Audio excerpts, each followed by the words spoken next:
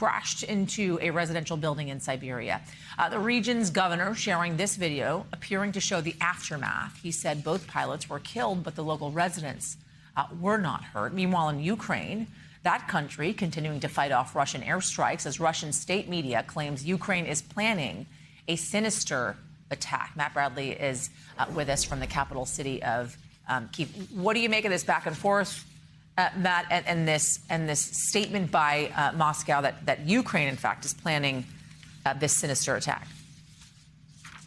Yeah, we just heard from Ukrainian President Volodymyr Zelensky that, of course, this isn't true. And we've heard from various government officials here in Kyiv saying that this is absurd.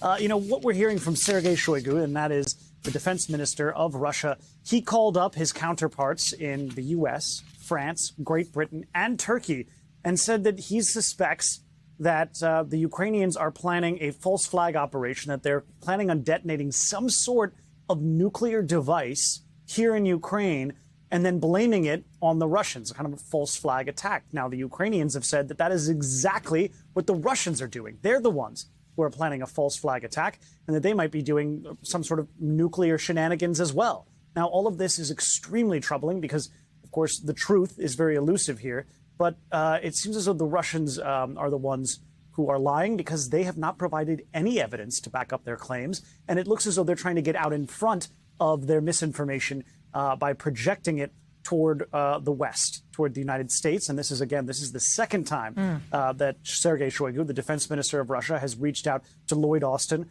the U.S. defense secretary, in 3 days. And they did this when he spoke with Ben Wallace, the defense minister of the United Kingdom.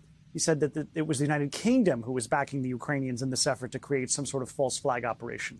And you could look at this as a very threatening development, that it looks as though the Russians or the Ukrainians are going to be detonating something very powerful and escalating this already troubling war that has taken a really taxing toll on so many civilians in this country. Or you could take it as a sign of desperation on the Kremlin side, as they are losing so much ground, both south of here in Kherson and all along their nearly 1,000-mile front here in Ukraine.